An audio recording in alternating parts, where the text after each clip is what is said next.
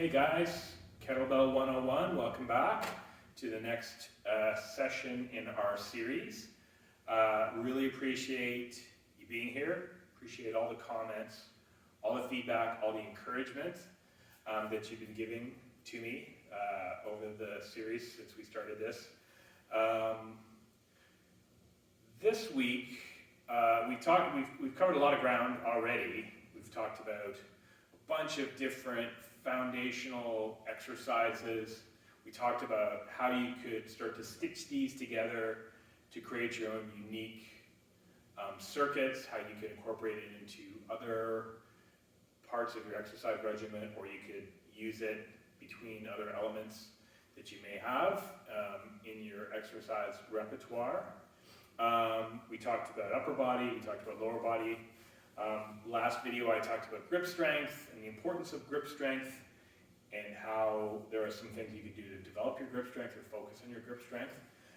Wanted to talk today, in addition to sort of those iconic kettlebell moves, there's also just, I'm going to encourage you to be creative. Like we've talked about at this stage in your practice, if you've been following along in this series, you should be feeling comfortable with the bells. You should still be thinking about safety. I still would encourage you to channel your inner Sean Mosen. If you don't know who Sean Mosen is, go follow Agatsu on Instagram and watch Sean's videos. He is the founder of Agatsu. He's who certified me. But channel your inner Sean Mosen, and as you're doing your practice, as you're trying things, just think, am I safe? Is this safe?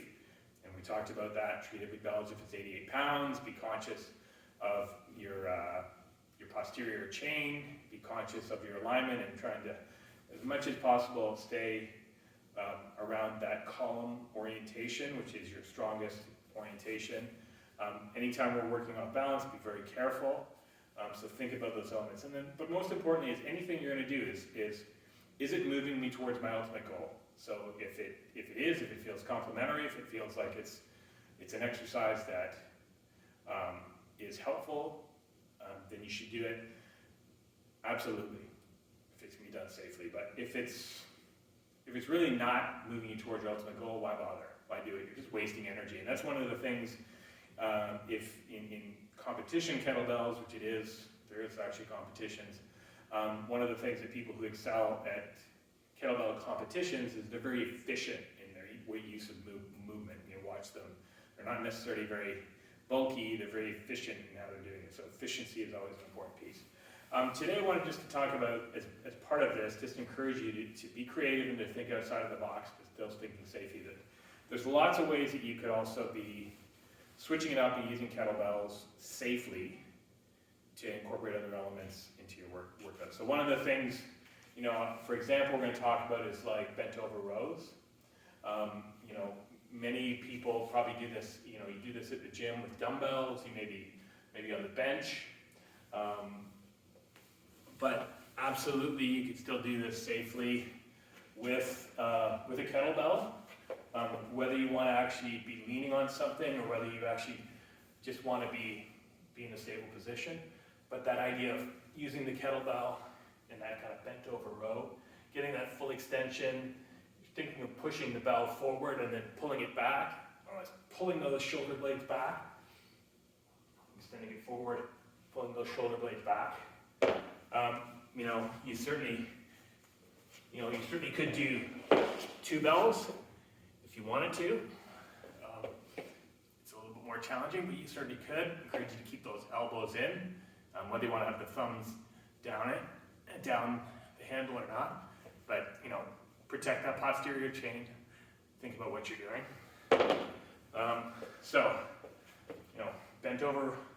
Bent over rows, single or double arm. Perfectly valid way to use the bells. You could, it's a little more challenging, but you could also definitely use bells to do curls. It gets a little more challenging at the top, but if you don't have dumbbells and you have kettlebells and you want to do some bicep curls, certainly would just encourage you to stay really focused. I like to really concentrate on the negative portion of my bicep curl. Really think about keeping that elbow in. Biggest mistake I see people make at the gym doing bicep curls is they're flared out in their elbow. So certainly keeping that elbow almost like it's, like you got a band, keeping that elbow in. Gets a little bit awkward towards the top because we're actually almost moving into rack position. So just be very conscious of it. Think about letting that bell rotate, but certainly no problem at all doing it. Encourage you can keep your arm in flexation and your non-working arm flexed. You can put it on your waist. You could do double bells. That's certainly also it's a little bit more challenging, but certainly a valid way to do it. Again, I like to really focus on the negative portion when I do my curls.